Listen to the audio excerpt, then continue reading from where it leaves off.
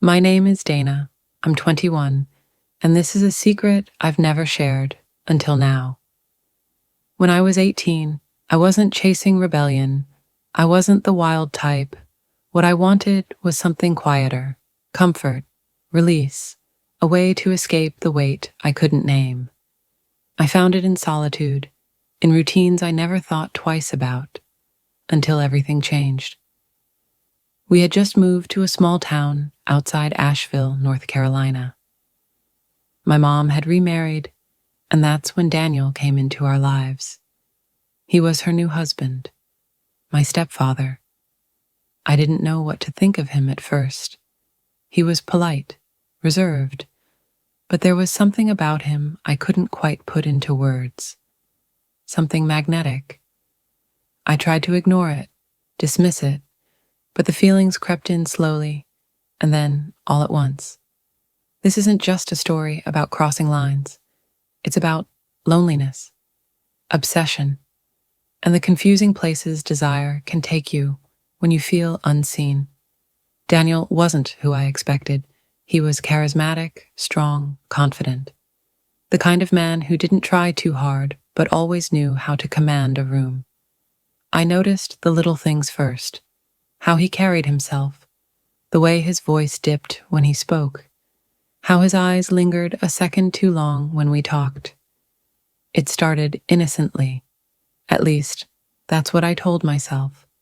A glance, a shared joke in the kitchen, accidental touches that weren't quite accidental. I should have known better. But when you're 18 and craving attention, you convince yourself of a lot of things.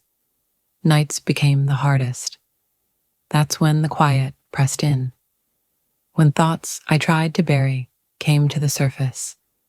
I imagined things I wasn't supposed to, about a man I had no right to think about. And then, one evening, everything shifted. I had come downstairs late to get water. The house was dim, quiet. Daniel was there, sitting on the couch, half watching the news. He asked if I was okay. I nodded.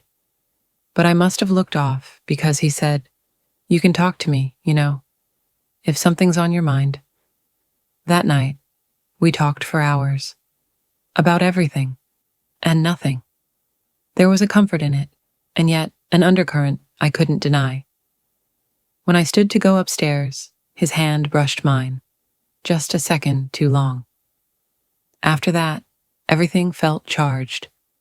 Like we were tiptoeing across a line neither of us dared admit existed. A look held too long across the dinner table. A whisper in the hallway that felt like a secret. And then it happened. It was quick, messy, impossible to take back. And afterward, silence. Not guilt, not even fear. Just a strange sense of calm. But it didn't stop there. We kept returning to the shadows, quiet, hidden spaces where our secrets lived. Moments stolen between rooms, when no one was watching. He was always careful. But the thrill of it, the risk, was part of what kept us both coming back. Was it wrong? Absolutely. But in those moments, it didn't feel like betrayal. It felt like being seen. Daniel wasn't just giving me attention. He gave me something deeper, an intimacy I hadn't felt before. Like I mattered. Like I wasn't just someone's daughter or the quiet girl in the room. And I clung to that feeling more than I should have. But secrets, no matter how carefully kept, have a way of rising. I started pulling away, trying to reclaim some control. I stopped sitting near him. I avoided eye contact. I told myself it was over, that I had imagined it, that I could rewind the clock. But I couldn't. The weight of it grew heavier. My mother began asking questions.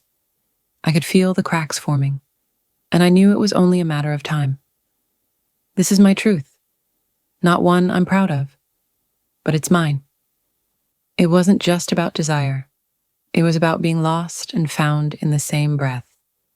About needing something so badly, you mistake danger for love. To those of you listening, Thank you for hearing this, for not judging too quickly. Let's talk about it in the comments. Was Daniel in control from the beginning? Or were we both just lonely people looking for something we couldn't name? This isn't just a story, it's a confession. And for me, it was the moment everything changed.